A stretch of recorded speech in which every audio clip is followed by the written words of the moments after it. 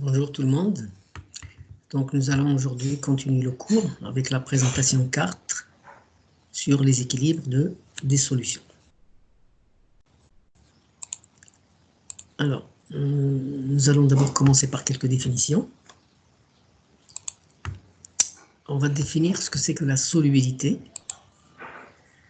Alors pour de nombreuses substances solides mises en solution dans un volume connu de solvant tel que l'eau, nous travaillons dans ce cas puisque nous travaillons en solution aqueuse, il existe à température donnée une limite de solubilité au-delà de laquelle la substance ne peut plus être dissoute. Et c'est ce qu'on appelle la solubilité maximale. La solubilité d'une substance est donc la quantité maximale de cette substance que l'on peut dissoudre dans un volume donné de solvant. Alors, une solution saturée. C'est quoi une solution saturée? La solution est dite saturée lorsque la limite de solubilité est atteinte. Au-delà de cette limite, lorsqu'on dépasse cette limite, on a deux phases en équilibre. Une phase solide, c'est le composé, c'est le sel dissous qu'on essaye de dissoudre, et une phase liquide contenant des ions dissous. Une solution saturée, c'est un système composé de deux phases en équilibre. Une phase liquide contenant du soluté dissous et une phase solide qui contient le soluté non dissous. Donc on a deux phases qui coexistent.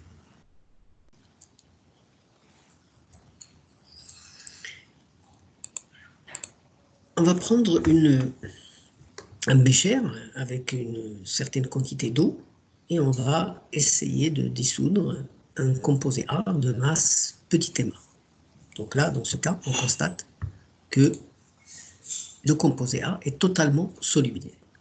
Si on prend une masse petit m' de ce même composé A qui est supérieur à MA, à un moment donné, on va avoir A aqueux et A solide. Ça veut dire qu'on a deux phases. Ça veut dire que le composé A n'est que partiellement solubilisé et c'est ce qu'on appelle la solution saturée. Les différentes unités de la solubilité.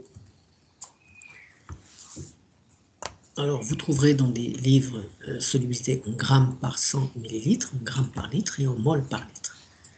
Donc, nous allons travailler surtout avec une solubilité en mol par litre. Alors, définissons la solubilité petit s en mol par litre.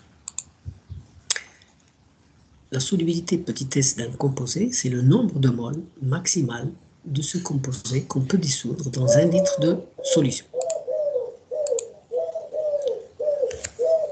Cette figure montre les masses en grammes de K2CR2O7 solide, CuSO4 solide et CoCl2 solide que 100 ml d'eau peuvent dissoudre. Qu'est-ce qu'on constate sur cette figure? On constate que le composé, le sulfate de cuivre, il est 3 fois, à peu près 3 fois plus soluble que le bichromate de potassium. Et le chlorure de cobalt est 9 fois plus soluble que le bichromate de potassium. Donc on constate que le composé le plus soluble, c'est le chlorure de cobalt, puisqu'on peut dissoudre jusqu'à 45 grammes de ce composé dans 100 ml d'eau. Produit de solubilité. Considérons un composé à NBM solide qui se dissout dans l'eau pour former les ions Am+ et Bn-. AnBm solide donne NAm+ plus MBl-. la constante d'équilibre relative aux concentrations est donnée comme suit. Concentration de AN plus à la puissance n, Bn moins à la puissance m, sur la concentration de AN Bm fois la concentration de H2O. Le système en équilibre est caractérisé par une constante d'équilibre qu'on appelle le produit de solubilité. Et c'est ce qu'on a au numérateur. Concentration de AN plus à la puissance n fois la concentration de AN moins à la puissance m, c'est la constante de cet équilibre-là relative aux concentrations multipliée par la concentration de AN Bm solide fois la concentration de H2O. Donc, c'est Ks, c'est ce qu'on appelle évidemment le produit de solubilité. Ks, c'est la concentration de AN plus à la puissance n fois la concentration de Bn moins à la puissance m. Ks, c'est le produit de solubilité du composé ANBM, donc on a Pks égale moins log de Ks. Ks ne dépend que de la température, c'est normal parce que c'est une constante d'équilibre. C'est un nombre sans dimension qui est toujours positif. Alors, quand Ks augmente, la solubilité du composé ou du sel augmente. Alors, évidemment, quand Ks augmente, le pKs diminue. Donc, quand pKs diminue, la solubilité augmente. Quand Ks diminue, la solubilité du sel diminue. Quand Ks diminue, pKs augmente. Donc, qu'est-ce qu'on peut dire pour récapituler? Lorsque le Ks augmente, la solubilité augmente. Lorsque le Ks diminue, la solubilité diminue. Ou bien, lorsque le pKs diminue, la solubilité augmente. Lorsque le pKs augmente, la solubilité diminue. On va donner quelques ordres de grandeur de Ks et pKs à 25 degrés. Dans ce cas, on va prendre 3 composés solides, AgI, AgCl et CaCO3. Pour ces 3 composés, on vous donne le Ks et le pKs. On peut donc, et on a le sens croissant de la solubilité.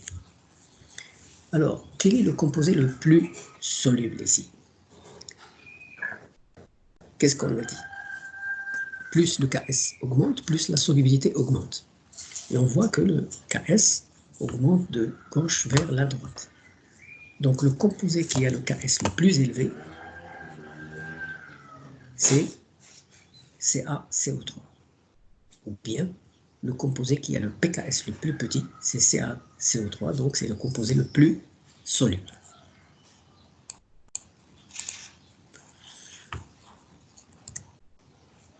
Le produit de solubilité d'un composé ANBM peut être exprimé en fonction de sa solubilité. On va prendre le cas général.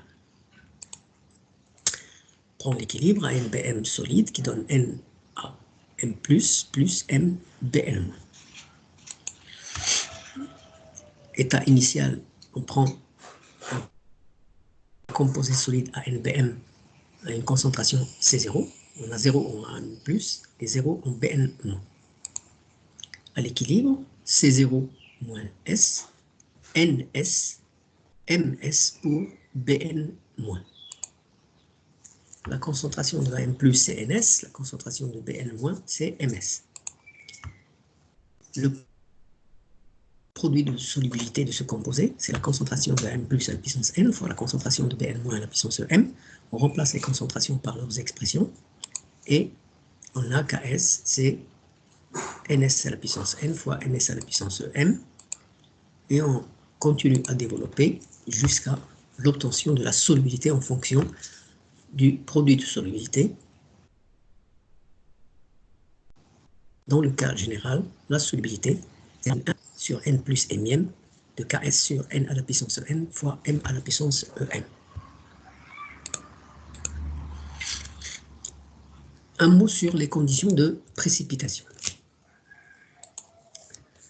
Considérons une solution de concentration Ci en ion positif, en A, en ion Am+. On va ajouter progressivement dans cette solution l'anion Bn-. l'équilibre est le suivant. NAM plus AQ plus MBN moins AQ donne AN BM.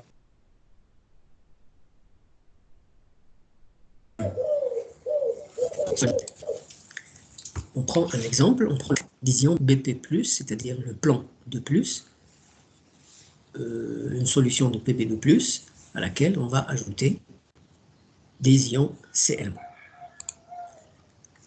L'équilibre dans ce cas, c'est Pb2 plus 2Cl- qui donne PbCl2. On distingue deux situations. Alors, Qs, c'est le quotient réactionnel.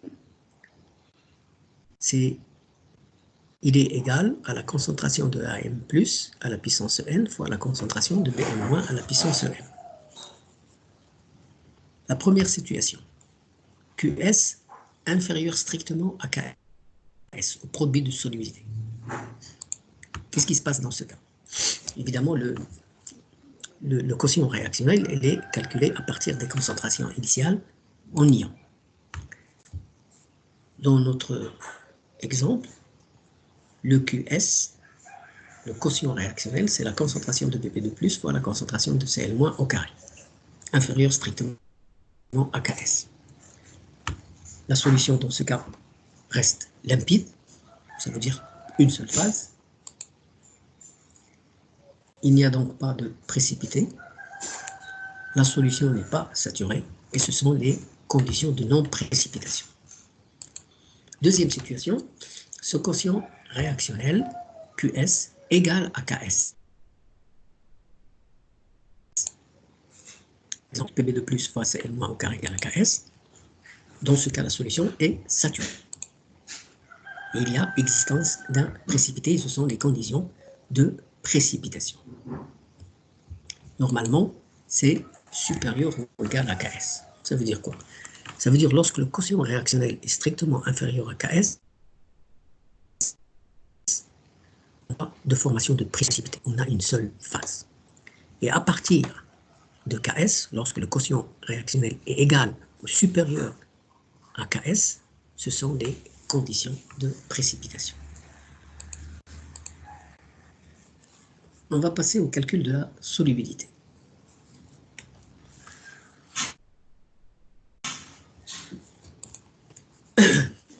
On va commencer par des composés ioniques de type XY.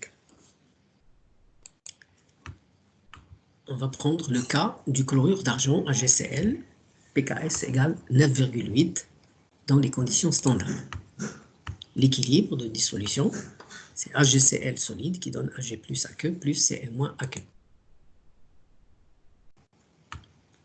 Le sens de la précipitation. À T initial, on a un excès de AgCl solide, on a 0 en Ag plus et 0 en Cl moins. L'état final, l'excès moins S, S en Ag plus et petit s en Cl moins. La solubilité de AgCl, petit s, c'est la concentration de Ag plus et c'est la concentration de Cl moins. Ks, c'est le produit des deux concentrations, Ag plus fois Cl moins, c'est S au carré. S, dans ce cas, est égal à la racine carrée de Ks. Et on trouve, si on fait l'application numérique, on trouve 1,26 10-5 mol par litre. Que représente cette valeur, 1,26 10-5? Que veut dire cette valeur? Au-delà de cette valeur-là, on ne peut plus dissoudre AgCl et la solution devient saturée. Autre exemple, BaSO4, c'est un composé de type XY, Ba de plus SO4 de moins, AgBr, Ag plus Br moins et AgI, Ag plus I moins. Alors, pour tous les composés ioniques de type XY, la solubilité est égale à la racine carrée de Ks, toujours.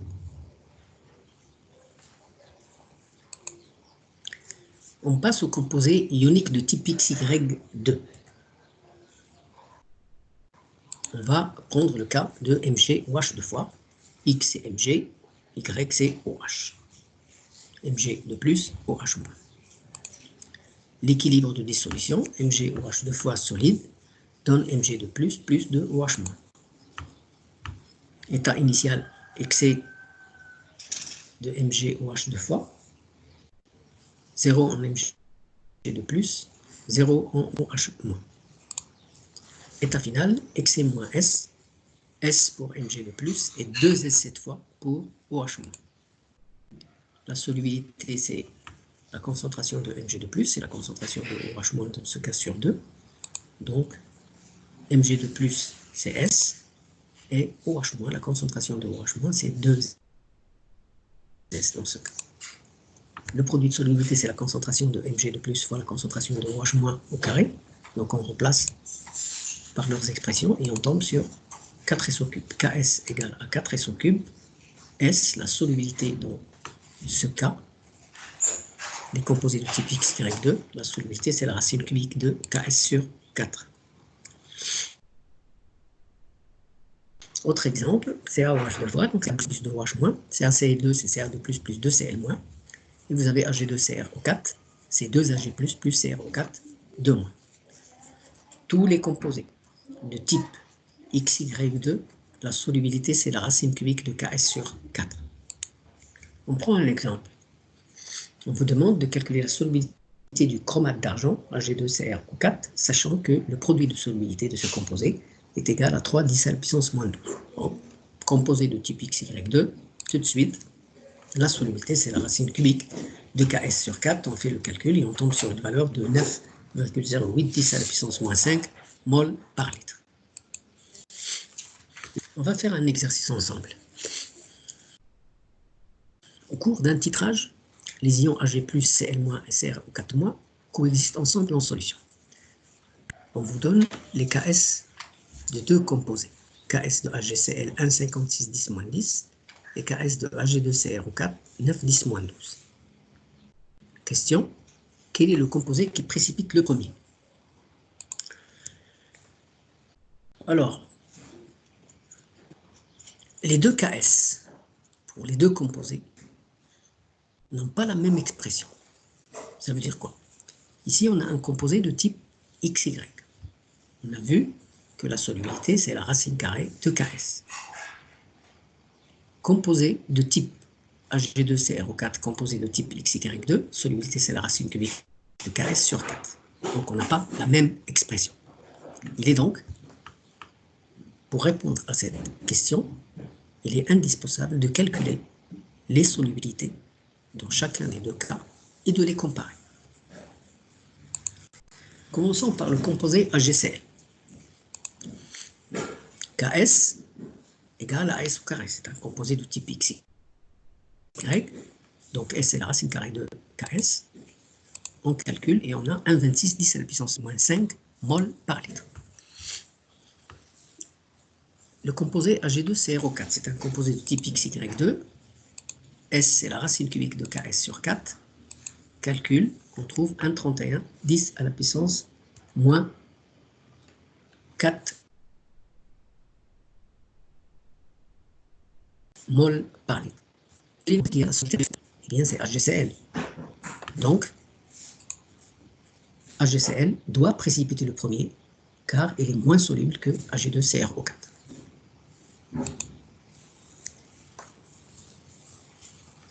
Les facteurs influençant la solubilité, on verra ça dans la 5e présentation. Merci.